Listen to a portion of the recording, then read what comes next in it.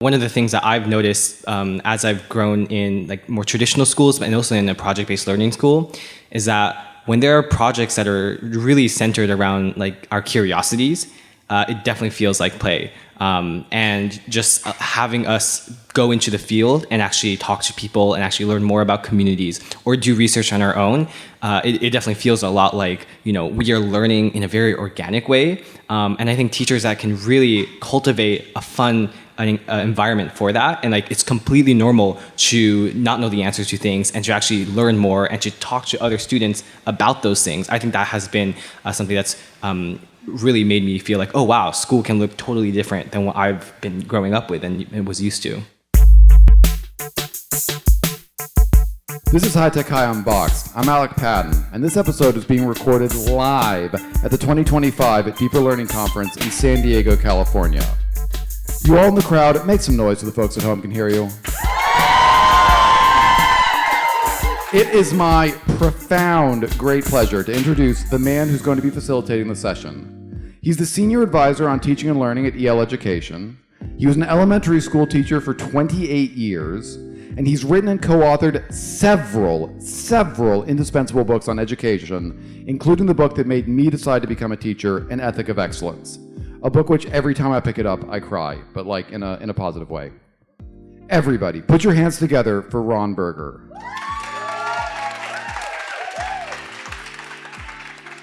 Thank you, Alec. So it is my honor to be the interviewer today. I'm not the speaker today. I'm the interviewer of four amazing people. I will say, just in terms of who I am, I have been working with High Tech High since it started, since actually the planning year before High Tech High started. So I've been at every Deeper Learning conference. I am here every year because for those of you who know Star Wars, this is Rebel Alliance base camp for me. This is the Rebel Alliance gathering of the people who are worried about America right now and the dark time, the Empire in charge.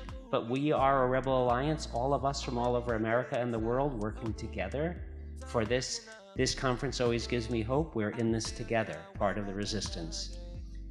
I'm here to introduce four amazing educators, two amazing high school students, and their amazing mothers. Now, usually we would introduce with all the background of sort of their degrees but that's not what I want to have them introduce themselves for. The reason I've asked them to come here, two of them from Japan, just for this, is because for the last year, I've been learning from all four of them about the differences between Japanese education and American education and what we can learn from Japanese education. So what I'm asking them to share with you is what country were they in for what parts of their schooling? Because every one of them has been in America for part of their schooling and Japan for part of their schooling, and some of them have been in Europe for part of their schooling. So they have a real cross-cultural perspective. So I'm going to start with Etsuko. I need to say, Etsuko, mom of Isamu, translated my book, Ethic of Excellence, into Japanese. So, yeah. So, Etsuko? Thank you, Ron. Thank you. Hi, everybody. My name is Etsuko, and I grew up in Japan. And for 17 years, I was in Japan, like going to school. And then 1 year, I did the high school exchange program with AFS, and I was in Germany. Came back, went to college in Japan, and then 2 years of graduate school in Monterey, California. That's my schooling. Thank you, Ron. Hi, my name's Isamu, and I am the son of her. I am a senior at High Tech High Mesa, and I was born in San Diego and grew up here for the first 7 years of my life, and got until second grade here, and then my family moved to Japan for 5 years. And so there I went to a public elementary school. And then after that, we moved back to America, and I've been to 11 schools over the past 10 years, just between different transfers and stuff like that. And for high school, I am at High Tech High Mesa, and so that encapsulates my schooling experience. Thank you, everyone. Thank you, Ron. As for me, I spent my kindergarten years in Japan, but from grade 1 to grade 3, I lived in Texas. and I attended elementary school there. And then I went back to Japan and continued my elementary education up until middle school, high school.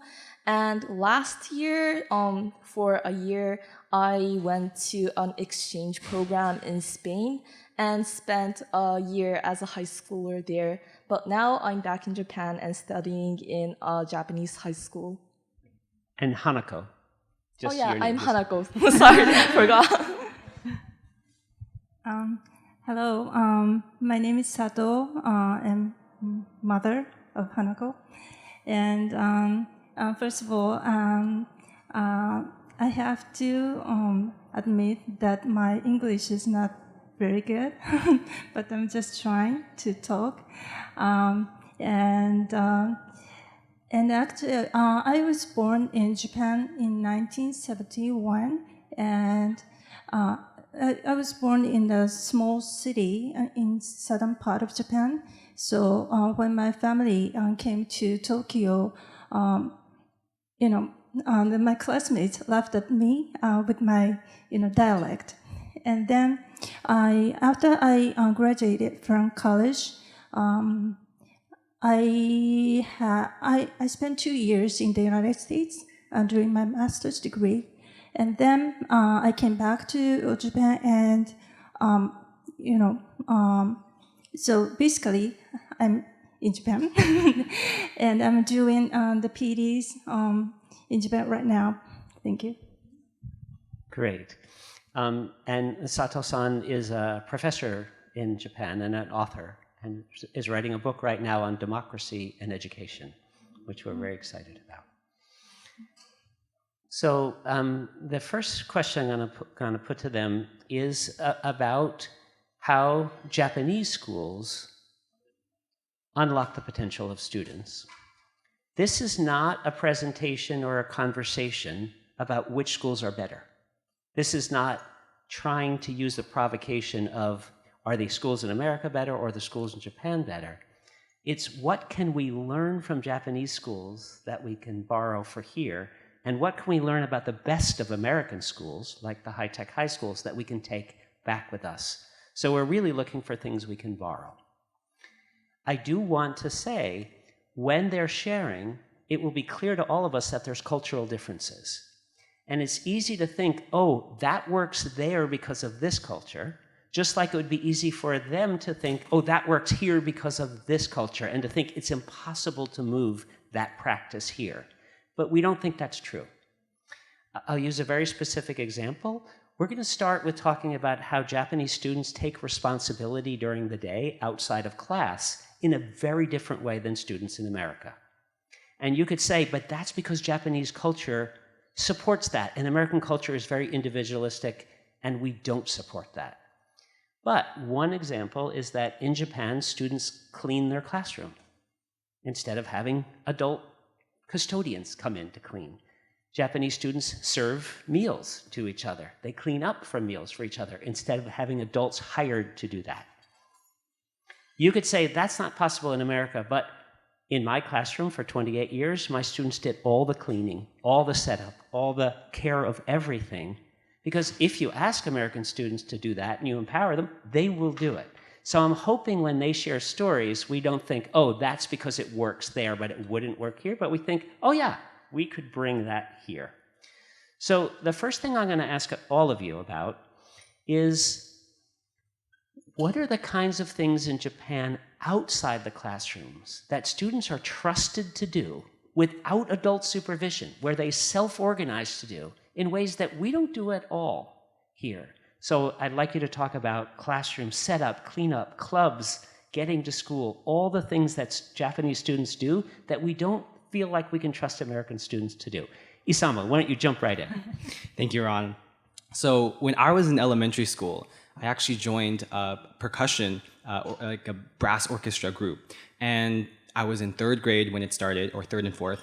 And one of the things that I noticed all the people kind of a few years above me do was they would go ahead and set up all the chairs and all the musical stands for the entire orchestra before our practice. And this was without any teacher prompting us to do so. This was without really any adult in the space. Once we could enter the room, everyone just got their chairs and their stands. And once they were finished setting their stuff up, they would rush in to help other people set it up, right? And this would, and bringing out all the instruments and this whole thing. And so really, I looked at all that and it just felt very natural for me to want to be helpful and want to find ways to make sure that we all succeed. And I think that's one of the reasons why also, like in the classroom where we clean the classroom after lunch and we set things up, I think there's like just, it's very natural to want to be, to want to help in that way because it's just, we are in this together. And I think growing up in that environment kind of helped me just have a lens of more community and finding ways to be of use to the people around me. Great. And Hanako, I'm going to ask you, in America, we worry about trusting kids, even in the hallway by themselves, or to leave the campus by themselves. Can you talk about the trip you went on with your classmates with no adult supervision? Oh yeah, that was well, I can talk about two. The one that I think you're referring to is the trip that I had with a friend over the spring break. We planned a 4-day trip totally on our own, and we only remember to ask our parents for permissions after a month of starting to plan. But yeah, our parents were totally fine. Our teacher, coincidentally, actually found out, but he encouraged us to go eat anyways. And so we were on this 4 trips together. We did all the planning, all the booking of the hotels, all the transport. And I think we were trusted to do that all on our own because of the habit that we built up from our elementary school years, where when I was an elementary schooler in Japan, I had to go to school every single day, taking a train, passing by Shibuya, Harajuku, all the big areas in Japan, like within all the people. And so we're really used to transport, and as well as we're trusted to do that, the people in Japan are, I think, our parents were able to trust the people at the hotels, at the people at the places that we're visiting, to take care of us. And indeed, like they did. The people at the hotels, they were so nice to us. We didn't book it with any meal service or anything, but they actually gave us some breakfast, which we never asked for. It was so heartwarming. And I think that trust that is built like for the students as well as the community, I guess, within Japan as a whole is really important in that sense. Great. And Sato and Etsuko, can you talk about growing up in Japanese schools? What are all the ways in which students were trusted to self-organize and lead things that we don't seem to trust students in America to do?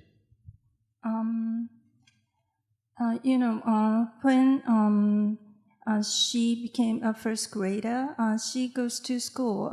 She went to a public elementary school, but she went there by herself. But on the first day, I was so anxious, so I was following her like this. And actually, she took the wrong way. And then she went to public school in Texas. We lived in northern part of Houston, and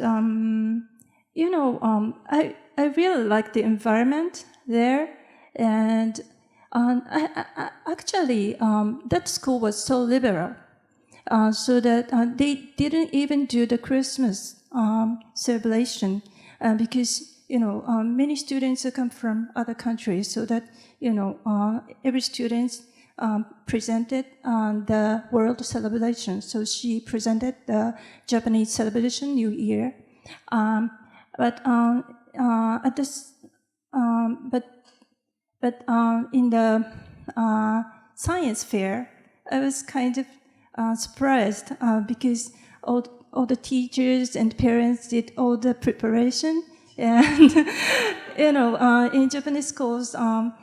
Even me, like 30, 40 years ago, students, even, the students in elementary school do the scheduling and MCs and planning. So that might be a difference between the American schools and Japanese schools.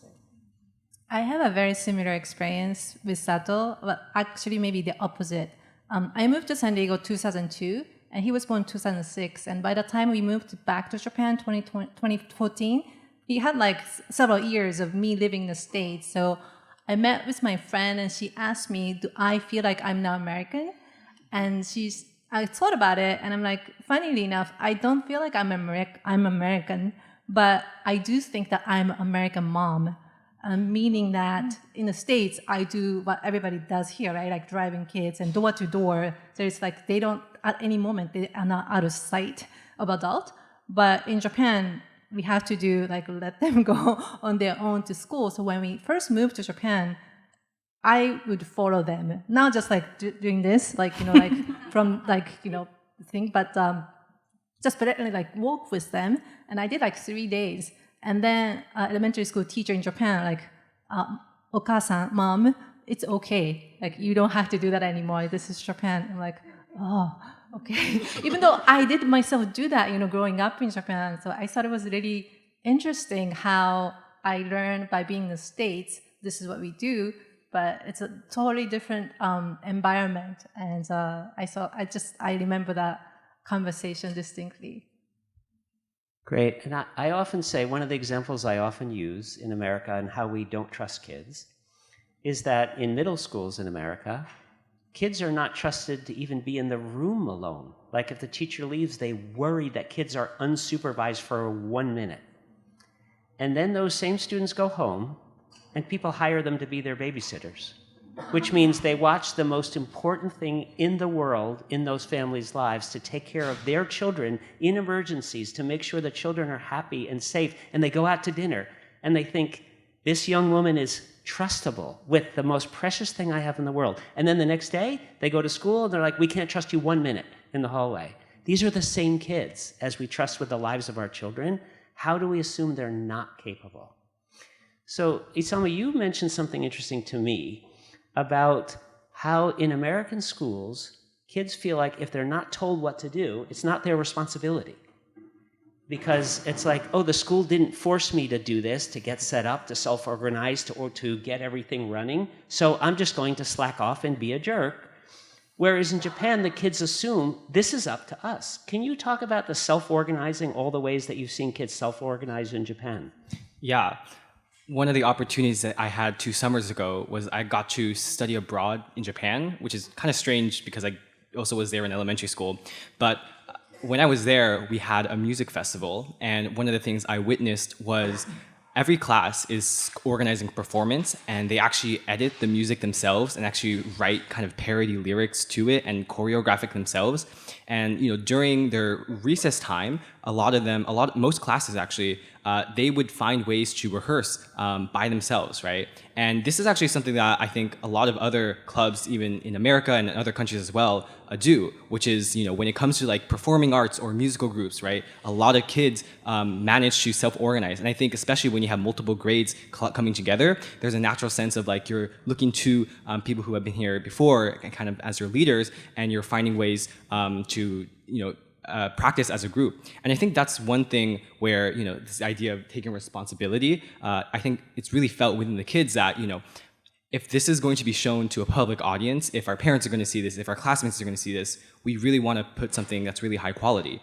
And once kids know, that is kind of the bar that we're setting ourselves to, then I think that is very motivating for them. And I have had lots of opportunities to participate in that myself, which I think has been really wonderful for me. Great. Now, there's a new documentary movie out called Instruments of the Heart. Some of you may have seen it. There's a long version, and then there's about a 20-minute version of it, and it's about a Japanese first grade practicing for a music performance. And we all watched it and commented on it. I was so interested in all of their perspectives. And they both found that those things like taking responsibility, organizing the classroom, cleaning up, rehearsing, practicing, being run by first grade students was very much what they all experienced in Japan. However, it also triggered for many of you there's parts of Japanese education that you're not so happy about, which was the obedience and not being able to question. So can you talk about what you value about American schools or schools in Spain for you, Hanako, about kids' ability to question the teacher and question the relevance of what we're doing, which is not really allowed in Japanese schools? Oh, okay, I can start. So, okay, I'll talk about my experience in Spain. In Spanish culture, I think it's like as much as in the culture as in the schools, but it isn't the equivalent to questioning, but I think the students really know how to see everyone, including their classmates, like students from other grades, as well as their teachers, as equal humans, which was really surprising to me in a way, and was something that I didn't see in Japan. And because in Japan, I've had this experienced culture of how we have to obey the people older than us, even like one grade ahead of us. But in Spain, I saw that how even within the grade, there were many kids who had to drop a grade because they weren't able to get good grades. But everyone like respected each other nevertheless. And the barriers between boys and girls weren't seen. And what surprised me the most, probably in the beginning, was how they were calling their teachers with their names, not their like Mr. something, Miss something, but just like Manuel or like Javier. And I was really surprised by that. And the teachers, although within the classroom, they were maintaining this position of having to teach the kids. Like once they were out of the classroom in the courtyard during recess, the teachers were out in the courtyard actually with the students, which I never saw during the recess time in Japan. And they were actually interacting with the students and having like conversations just like friends. And that was really surprising to me. But at the same time, I thought that was really similar to how the adults in Spain interacted. Because when I went there, all the adults, even they were a lot older than me, they just talked to me like I was their friend, and they were interested about my culture and everything that I knew, and they were really genuinely interested in learning from me. And I feel like that attitude was really learned from the environment that they grew up in, of just having interactions that is genuine and level and with everyone else. Terrific. And can the three of you mention what are the things that are hard for you about in Japanese education, the need to obey and not ask questions or question the meaning of the work? Well, I have a creativity scar. When I was like fourth grade, my teacher criticized my drawing in a really harsh way, almost like, are you kidding me kind of way. And from that moment, I decided that I'm not a creative person, and that just like, affected my whole life, I should say. And so one thing I really appreciate about here in like the States, and my experience is through his experience, like watching him as a mom, but especially maybe at high-tech high, you are encouraged to use your voice. And I think that's one thing I really appreciate and value about American education or schools that I experienced through him, as opposed to what I had experienced in Japan.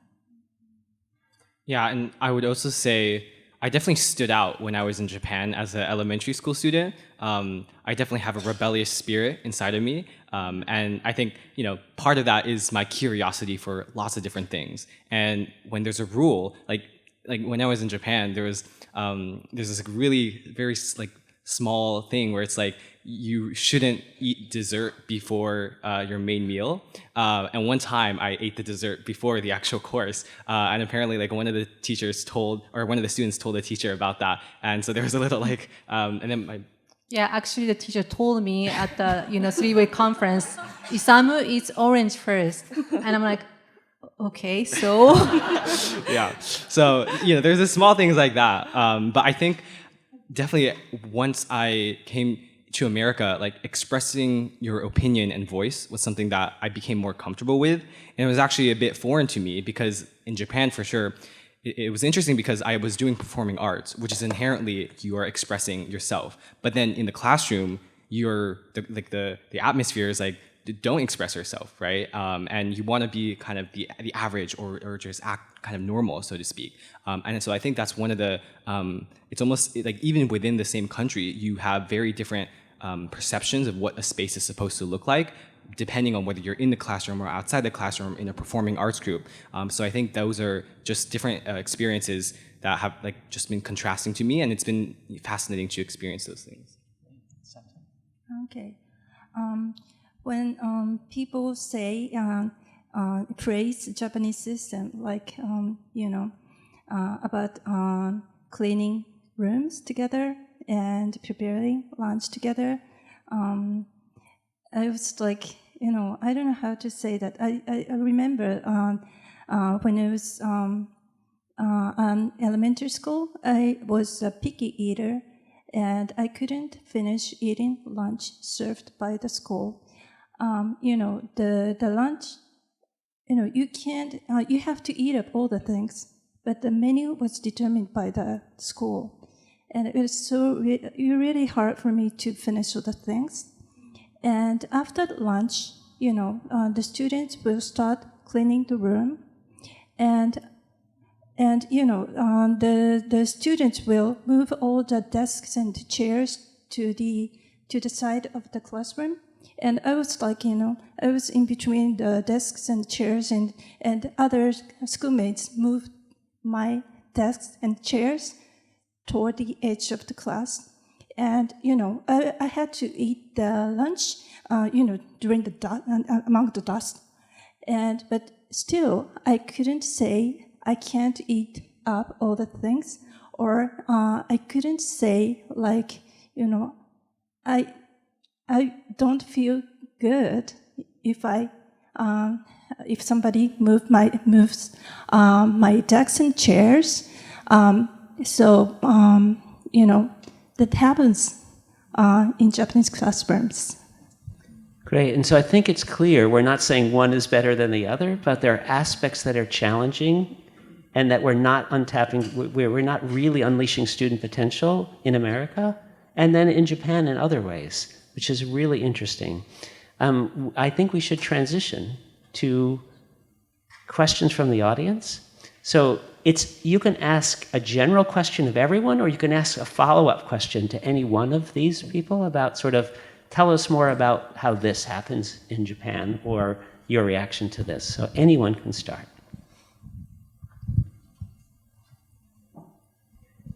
Hi, thank you so much. My question's for Isamu and Hanako. I'm a high school teacher, and my students in California, and my students talk a lot about mental health and challenges that their peers are having with mental health at this moment. I'd love to hear what the conversations are like either at High Tech High and in Japan around mental health for teenagers. Thanks. Thank you for that. I think this is just such a huge topic, and I certainly don't have all the answers.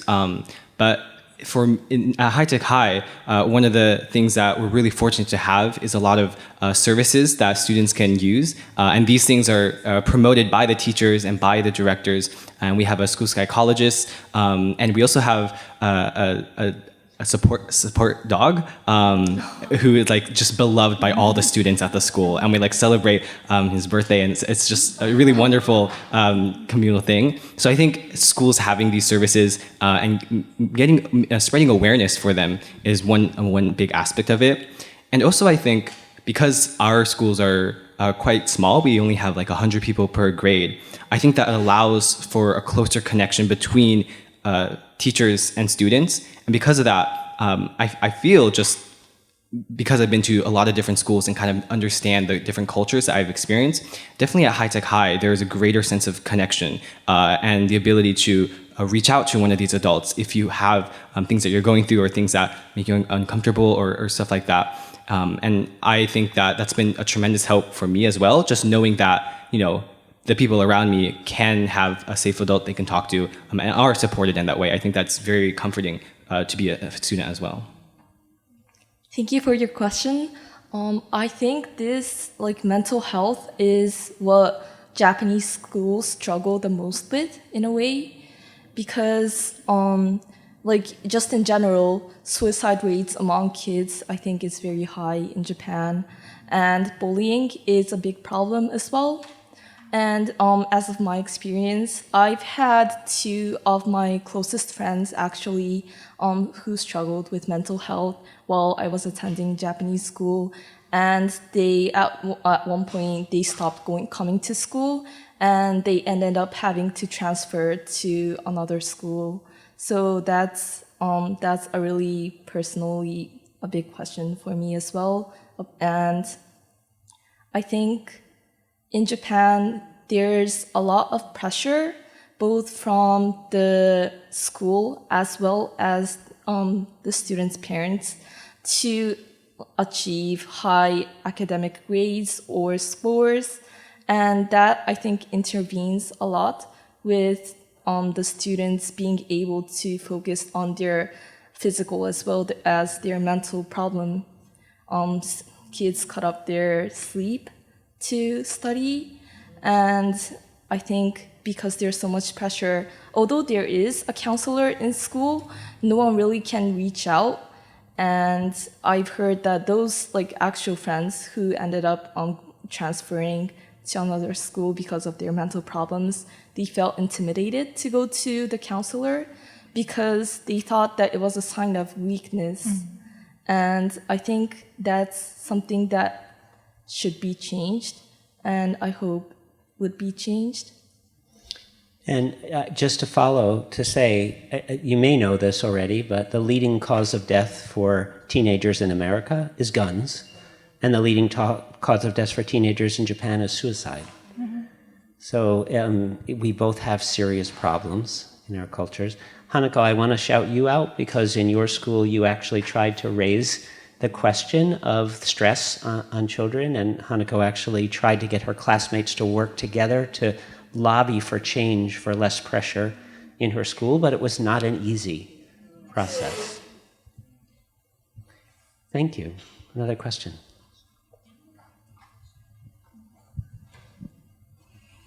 Thank you for sharing.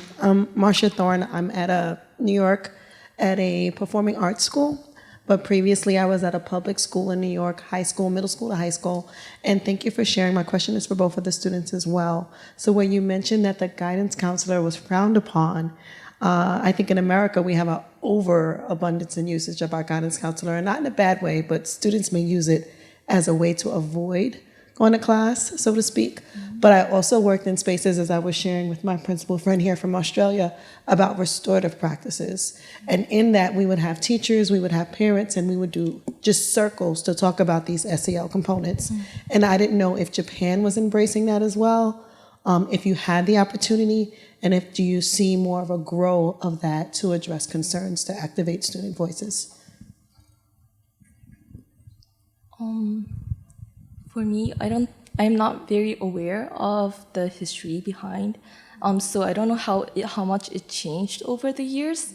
But like in the elementary school that I attended, there was a guidance class, which was, well, I think initially designed to help those kids struggling mental health to be able to speak out their inner self.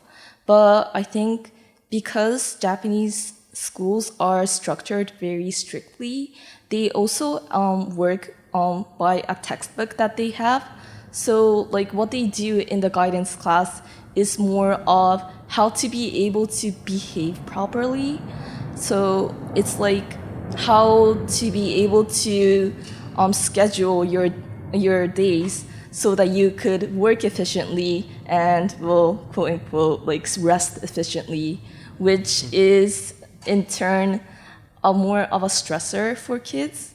So I think even though the teachers might have the intention to help the kids, it works out oftentimes that it becomes more of a stressor and not really of a space of like listening to problems, being open. And while some teachers really encourage to do that, I think it isn't common to all of the teachers. Yeah, and thank you for that. You shared an interesting experience where, like, students are maybe even abusing the system of the guidance counselor as a way to sneak out of class.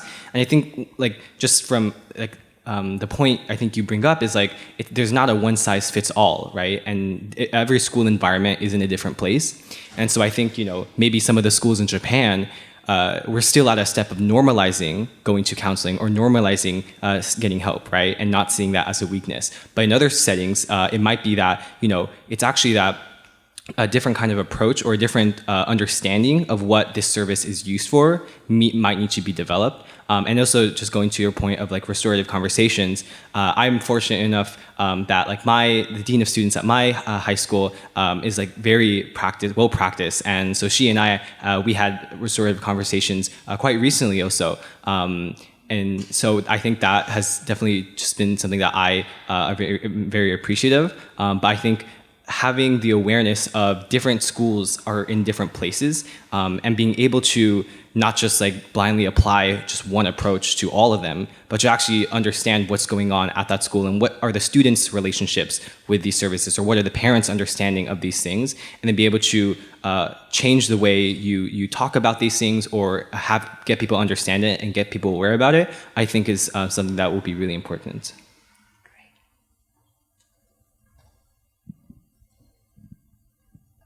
Thank you for everything that you all have shared. I'm Caroline. I would like to ask the question and anchor us back into our theme of the conference. I want to know what play looks like in all of your experiences in Spain, in Japan, in the United States. What has play looked like in schooling for each of you? Play.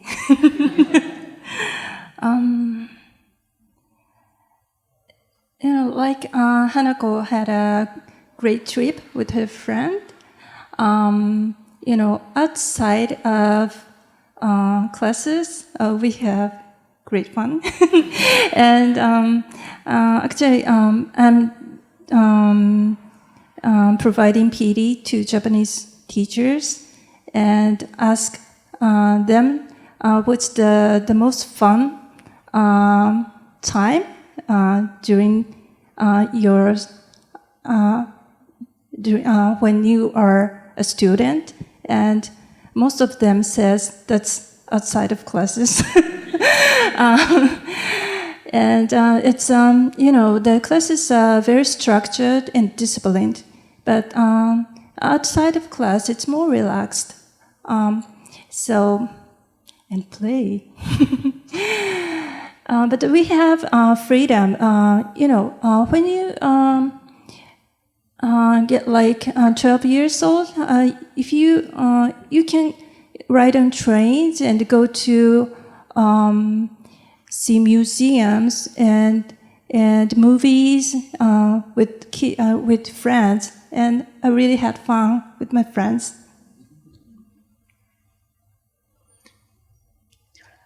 Are you talking about like a recess, what we do during the recess, or just? Sure, recess or school, or any what play looks like. Like when I was growing up, I was also like very sort of active kid. So like every recess, we'd go out and play like softball and soccer and stuff like that. So kind of like here too. Yeah, and I would say one of the things that I've noticed as I've grown in like more traditional schools, and also in a project-based learning school, is that when there are projects that are really centered around like our curiosities, it definitely feels like play. And just having us go into the field and actually talk to people and actually learn more about communities or do research on our own, it definitely feels a lot like, you know, we are learning in a very organic way. And I think teachers that can really cultivate a fun environment for that, and like it's completely normal to not know the answers to things and to actually learn more and to talk to other students about those things. I think that has been something that's really made me feel like, oh wow, school can look totally different than what I've been growing up with and was used to. Right. Here at High Tech Eye, that's Yes. true for you. Yeah. Not in Japan. Yeah.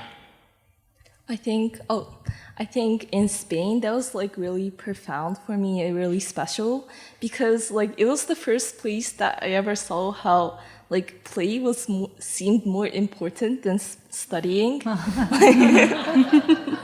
In general, when I went to Spain, I was like really worried because I didn't speak Spanish. I didn't know what they were talking about, so I was so stressed out that I had to catch up on my studying. So I tried to reach out to teachers after class or during the recess, but they were like, "What are you talking about? It's not time of studying. You have to go play." And I was kind of like terrified because I didn't know when I had to go ask them for advice. But then the teachers told me that like you don't have to like worry about studying because what I'm here for, therefore for my exchange year was to see the culture and actually experience the Spanish experience. So like they were like chill.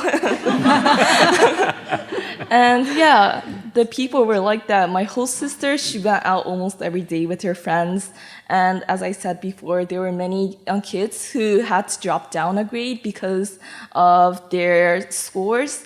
But no one really cared because like even for adults, what was important to them was their personal life and being like enjoying their lives as actual humans rather than having to like sit in front of desks and study. And I think that's a really important lesson that I learned.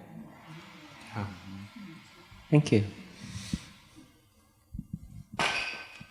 Hi, my name's Brad Fry. I'm a school principal from Melbourne, Australia, and I feel really lucky to be here right now listening to you. I'm working my way through 4 countries, 7 cities, and asking people about the relationship between student wellbeing and student achievement. And so I ask it the same question to the mums and to the students, but maybe in a different way. I'm interested to know whether in your school experiences as mums, what you've seen your kids go through, whether there appears to you to be any recognition of a relationship between social and emotional wellbeing in kids and student achievement, whether that's visible to you as parents as your kids go through the school. Does there seem to be any link made between those things by the school? And then to the students, I'm interested in your view on that same question in a slightly different way. Do you feel that the school offers you any insight into that link for you as people, i.e., simplistically, if you're happier, you'll do better? That's a very simplistic way of expressing it, but yeah. But I'm really interested in the sort of 2 ends of that. Anyone can start. I'm not sure if my answer is actually answering your question, but listening to what you're saying, what came up to me is that I went to very strict private school in middle school, high school in Japan. It's where like before the midterm or final, they would submit these papers, distribute papers for students to fill out how many hours you're studying. And the entire week leading up to the test. And so it was that kind of atmosphere where it felt like there's really no space or time to ask questions. Like when I'm stuck, there's no one to like really talk about, like, I don't get this, help me. And I think it comes to the relationship where we didn't have the relationship where I felt comfortable asking for help, even with my parents. And so looking at Isamu, and I have 2 other sons, both all of them are high-tech high. And I do think that they feel more comfortable voicing like where they are stuck, or I don't like this, or this is too easy, all that kind of stuff. They can voice it, and then they can choose not to, but they understand that that's their choice, like they can or they choose not to. But it's never like because I'm afraid or because no one would care. And there's this huge amount of trust from my side too, that if anything, if I have questions and concerns, I can always reach out and talk about it, and which is what I did not experience growing up in Japan. So. Yeah, and one observation I've made, I think this just goes to like all people, which is like we definitely, I think, learn better when we're not forced to do so, right? And one of the things I think about a lot is like, if we're in an environment where we're teaching kids like biology and okay, here's the process of mitosis and all these facts and figures, like sure, maybe our current structures and systems actually make them memorize these things, right? And they actually do well on a test. But what is their associated feeling with that learning, right? And with those facts, right? And if it was built under a place of like stress and pressure and needing to get this right, I just don't feel like that's going to be of service of them in the future, because they're always going to have that feeling of like, this isn't fun, or this isn't, it wasn't driven from my curiosity, right? And I think it's often like that's like intangible. You can't see that, right? But it's an association we have in our minds. And I think this goes with all academic disciplines, right? And so, and I definitely see like, even at an early age, if you felt like math wasn't your thing, right? And you kind of had like repeated experiences where this is hard or this is tricky or I'm not getting this and everyone else is like going far over his head, then like it definitely affects your ability to grasp onto that later in life. And then already, we're just, losing out on so many people who could have thrived there, but just weren't in environments where it was natural to be, like not have all the answers, right? So I definitely think talking more about that intangible like associations that happen and how we relate to this experience of learning is something that I have been more attuned to as I've been through many different schools. What comes to mind for me is the classes that I've started from this last year, which this isn't common for like other Japanese schools. It's kind of special to my school, but we have this class of media communications and cultural theory, which was the first classes that I've ever took that was based on discussion among the students. So we have 2 classes per week, and most of that is based on discussion. We do some reading and we discuss about it. And that was really stimulating for me. And I felt like the enjoyment and sort of a sense of play, like you said before, from doing that, because it was the first time that I got to realize that, in a sense, that there was more to learn from my classmates as well, not just like the textbook or the teacher. And I think that's a really valuable experience to learn from other people and not just the books and textbooks, and to be able to say your opinion and to actually get to think and engage with the material in front of me. And yeah, that was a really enjoyable experience. And I think the emotional side and the learning side of myself was really fulfilled through that. Our organization have a SEL program, or like 7-month program for teachers. These days, teachers are very, very tired, and many are leaving the teachers' profession in Japan, and that's a big problem in Japan. And so, our course has the mindfulness and VCs, and the forum and journaling, basically. What we need in Japan is that, teachers in a school has to care each other. Teachers has to be cared, definitely to care kids. So we are trying to build such community. Teachers, care the colleagues. And, I think it's the same, in the United States that, sometimes parents are so bad communicating with teachers.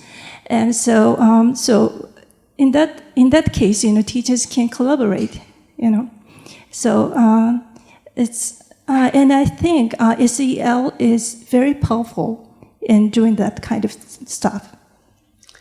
And I promised I wouldn't weigh in, but I am going to anyway, which is to say, if we're looking at the relationship between social emotional health and student achievement, I think it really matters what we mean when we say student achievement.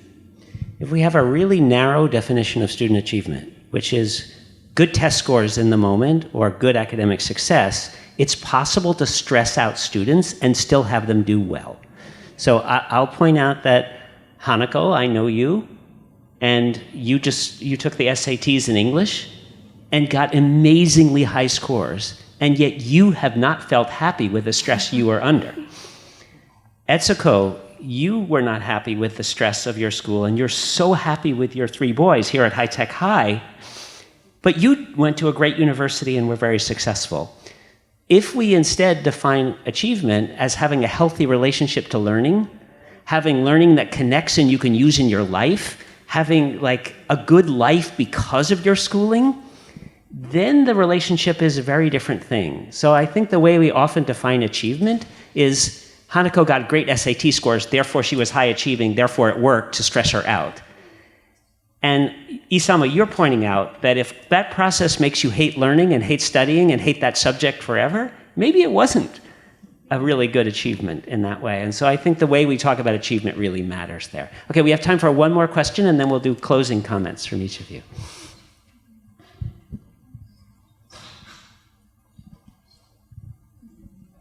Hi, my name is Aaron, and for the past 10 years or so, I've served as an elementary school principal here in the San Diego area. And one of the things I've noticed quite a bit from our students and our schools is that our students struggle a lot with understanding what community means and what their role in a community might be. And maybe we struggle to teach that. And so I wonder, from your varied experience, both in the States, in Japan, and in Spain, how that shaped your understanding of what community means and what your role within that community is. Great question. Anyone want to start? I can start us off. That really is something, the idea of community is something that has evolved over time. And I think the first time that I really encountered that idea was I was also in a performing arts group, so we did like theater and dance and singing. And the thing about dance is like you have to make a fool of yourself over and over in front of everyone, in front of the mirror, in front of yourself, in order to get good at it, right? And I think that kind of vulnerability in some ways really brings you together, right? And interestingly, that was a lot different. The performing arts group I was in, that feeling of community was a lot different from the community I felt in Japanese school. Because there, we are almost like everyone's trying to do the same thing. And the idea of community is like, we're all trying to be the same. We're all trying to be studious academics, right? Or whatever it was. And when I moved back to America, there was another totally different take on community where it's like, we're not all trying to be the same, because inherently we're not. There's just such diverse ideas and backgrounds and people. But it's in fact being able to work through that and actually resolve conflicts and collaborate and bring these ideas together into projects or into our learning that symbolized community. So I think there are many different ways to understand it. And I think for me, like, the greatest experience I've had was because of I've been through so many different experiences. I've been able to kind of formulate my own kind of definitions and understandings about that. And so I think that's been really helpful for me in also entering new communities, such as the deeper learning community or becoming a student ambassador. There are just so many different ways of approaching that. So I don't think there's one understanding, but I think it is definitely informed by a lot of different things, including the culture of the school and the place and stuff like that. Anyone else? For me, what comes up to mind is the clubs in Japan. And I think when you ask many of Japanese students the same question that you just asked, I think the biggest community experience that people have is with the clubs within the schools that they have. And clubs is a really big part of student life in Japan. Many kids are encouraged to join a club, if not obligatory. So they spend like 5 hours per week in their clubs working together to on soccer or drawing or whatever. I'm actually in a tea ceremony club, a Japanese tea ceremony club. We make matcha. And in my club, I really feel a sense of community because, like the discussion we had earlier, it's like one of the few places where the students get to take charge. And especially in my school, I think, in my club, it's really student-led because out of the 2 days that we have club, 1 day is run totally by students, and the teachers can't come. So the students have to take out all the instruments, the tools that we use, which really cost a lot as well. And we teach between each other like how to perform the ceremony, and we learn from other students as well as we teach other students. So I think it's just that sense that you're a part of it, and that if you don't like clean up this one thing, then everyone's gonna be late to go home. So you have to do it, but it's not like a teacher telling you to do it. It's that because you're one of the students and one of the members, you're just going to do it. And I think that's a really big sense of community, and a place where a lot of Japanese students also feel comfortable in. So, yeah.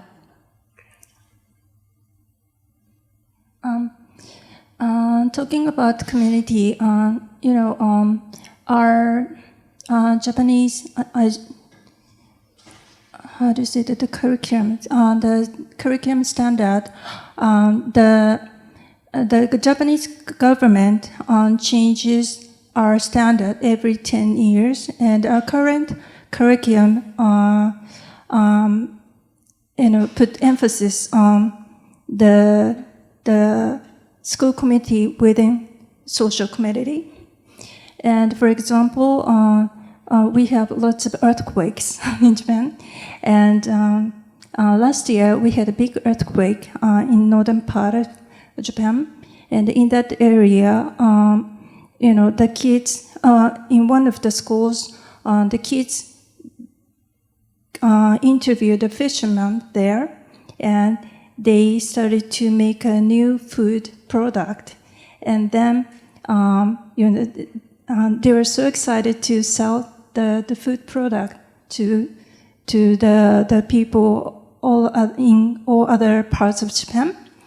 And I found that the relationship with the outside of the school community, strengthen the community inside the schools. It's like it's really fascinating to see the unity within students in the process of doing something new and good.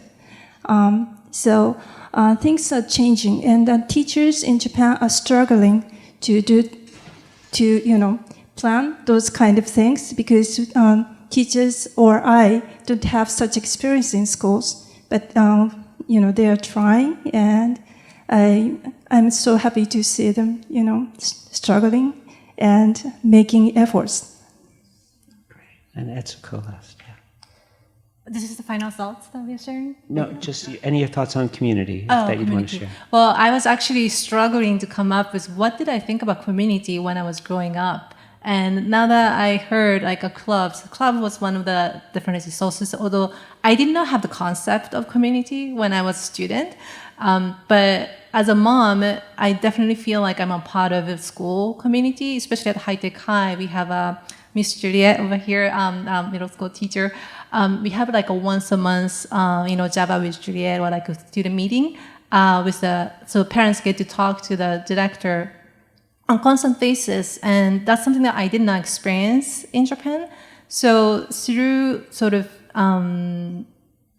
like using those words, even we are a community and we want you to be part of a community. That message kind of lacking, or it was not clear when I was in Japan growing up, or I had kids in Japan. It was more like the community was like formed sort of informally, like with mom friends. Once we get to know each other, we make like a group chat and stuff like that. And once we have that, we have a way to communicate with each other. But it wasn't really a formal thing. That's my experience about community. And before we have you each say one thing in closing, I want to respond to something I learned about community from being in Japan and from these four amazing people, which is that there's one aspect of community that we're really bad at in America and they're really good at in Japan. And that's the part of community which is collective responsibility. So, Isamu, you said something amazing to me when I was interviewing you about this question. You said to me, in America, when something is broken, something is messy, something doesn't work, kids complain, the school is messy, the school doesn't work, the system doesn't work, and teachers do the same thing. The system doesn't work, the school doesn't work. In Japan, when that's a problem, they're like, this is our problem, let's fix it. This is our community. We're going to clean it, we're going to fix it, we're going to organize it. So it's not that everything is perfect about community in Japan, but there's a sense that the good of the community comes before anyone's individual good. And in America, it's the opposite. People complain if things aren't perfect, but they don't think it's their responsibility. And so a big learning for me from Japanese education is I want that Japanese collective responsibility in our schools because it's beautiful when it's there. Before I have you each say one last thing, I want to say these four amazing people are going to be here for the conference. They're going to be here tonight at the reception. They're going to be here tomorrow. They're going to be here. So it's not just today. Take time if you'd like to ask more questions and engage with them. And I want to point out that Hanako's grandmother, Sato's mother, has joined us here today. She came all the way from Japan to see her daughter and her granddaughter. And she's not fluent in English, but with Miho and with Yuka and with translation, if you want to ask her about her experiences, she'll be with us too. Thank you for making the trip from Japan for this. Okay, and so any last thoughts you want to give the group? Why don't we just go down? Etsuko, right down to Sato. Okay. So my son is graduating, and I jokingly sometimes lovingly introduce him like he's a troublemaker, and he is. But what I want to say about that is like he pushes boundaries sometimes because he thinks, and correct me if I'm wrong, but for one, it's like he feels safe to do so in school environment. He has a relationship, and he also has high expectations. And when he thinks that something could be better, he can't not say that. So I'm thinking, good trouble, right? And so I hope that the Haitakai and all the schools remain a place where kids with good intention can cause good trouble. I love that. I'm good trouble. This conversation, we're talking about, cross-cultural differences, but I actually think one of the things is one kind of universal thing that I've noticed regardless of the country I'm in or regardless of the structure I'm in, is that when teachers teach from a place of wanting to give, that's whether it's in Japan or in America, whether it's a very traditional structure or project-based structure, I always think those are the environments where I feel like I want to learn. And when teachers are trying to get students to do this assignment or look up this thing or whatnot, those are the places where it hasn't resonated with me. And I think that is something that everyone can take away. So just being operating from a place of wanting to give the best experiences, the best learning to students, I think is what we are all striving for. From my experiences, I think what is the most valuable, thing to learn from is just people and the conference that we're having right now. Just learning from people from other cultures. I got to speak to many people from around the world, around my age during my exchange program, and just knowing that a way of living, a way of thinking exists outside of the world that you already know is something very valuable and was something very valuable to me. And yeah, I think I hope you can take that away from our conversation today. And it was really a pleasure to speak to you all. Thank you.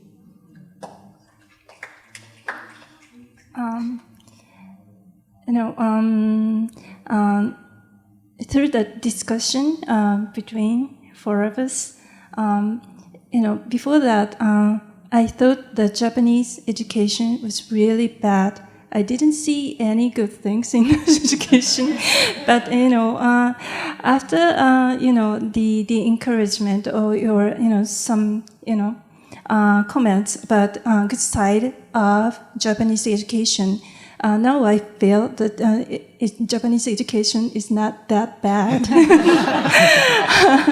And I think it is very important that you also have very good things in your education system. You might see only the bad side of your education system, but I saw so many stuff when she went to an American school.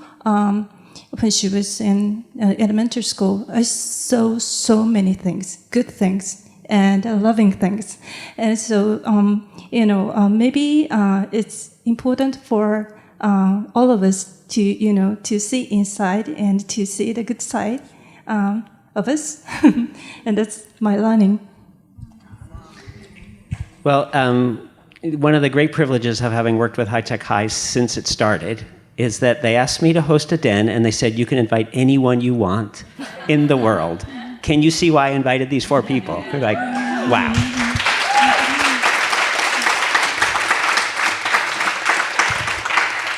So thank you so much for joining us for this. And remember, if you have more questions for our guests from Japan, please, after this, at the reception, tomorrow, please feel free to come up. I really appreciate your great questions. I really appreciate being in dialogue with you about this. Thank you.